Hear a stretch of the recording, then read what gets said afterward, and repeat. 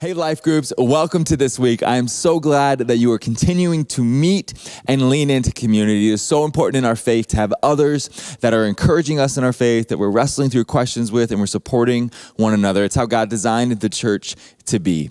This week is a really big, important week for us, not just because the sunshine has felt like it's springtime with all this warmth, but this week is important because this is Fullness. Fullness is our special conference that we do as a church of seeking the deeper life in Christ, of pressing into God's presence through worship and prayer. And so Wednesday of this week, we have our Ash Wednesday service at 7 o'clock.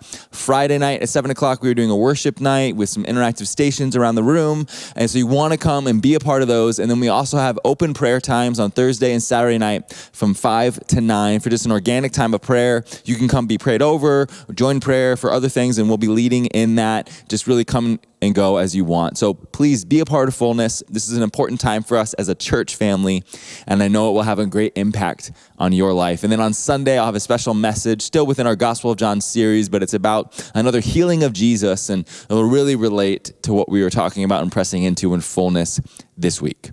All right, let's recap the message from this week. We were looking at the end of chapter 4 in the Gospel of John of this interaction that Jesus has with his dad who worked for the royal court. He was an important man, but he comes and he begs Jesus to come and heal his son in Capernaum, a 6-hour walk. And he believed that Jesus could do it, but he was limited in his understanding of what Jesus could do. And so he asked Jesus to do it. Jesus kind of rudely rebukes him, but he's calling out this bigger idea of demanding signs from Jesus to then believe. And the man humbles himself and just begs Jesus to come heal his child.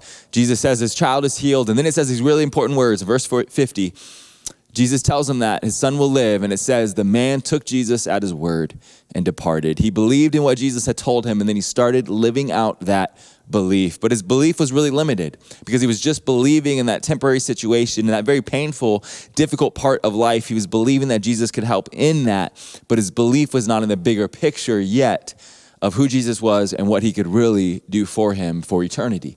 But that happens when then his son is healed, that he and his whole household believe in Jesus. And so looking at that story, it's such an encouragement for us to take Jesus at his word. That a lot of times we approach God, we come and we ask things, that we want things in our life, things that we beg for, things that we want to make deals with God to earn, or so that he'll be in our debt or give us what we want. But there's so many things that God's already promised and given us. And so my question for us to wrestle through was, what promises of God do you need to believe in and take him at his word? What are you still begging God for that he's already promised you? What are you trying to make a deal with God that he's already answered? Could it be that you're still begging, you're still making deals with God over things that he's already spoken over, and really he's waiting for you to start walking it out, to take him at his word and to live it out in your life? There's a difference in things that we have in our head, in our heart, and in our hands, that we can believe things to be true but not feel it in our heart, and so then we don't live it out. And sometimes we just wait for our heart and we feel it, the emotions of the moment.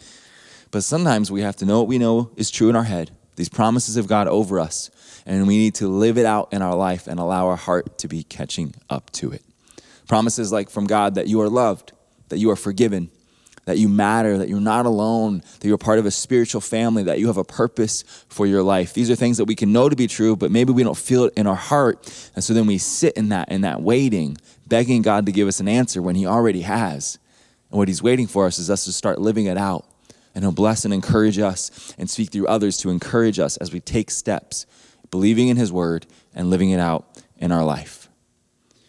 And so the final kind of application question as we wrestled through, what was a promise of God that we need to believe in, take him at his word and start living in our life? What do you need to do differently now that you're believing in this promise from God? What's something that has been part of a deal that you made in your head with God that you need to stop doing?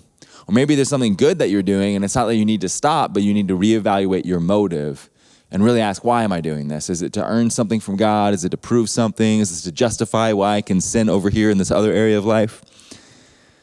Evaluate your motives and your heart in it all. Trust in the promises of God and start living it out and see how God will continue to lead that and show up in your life. So that was the message this week. I hope that you have a wonderful conversation, discussion as you encourage one another in your life group. and we'll see you at Fullness, either Wednesday night, Ash Wednesday, or Fullness on Friday night, or the prayer times as well, or on Sunday. Plenty of opportunities to come gather as a church, go into worship and prayer together. Let's lean in to Fullness this week. All right, love you guys. I'll see you.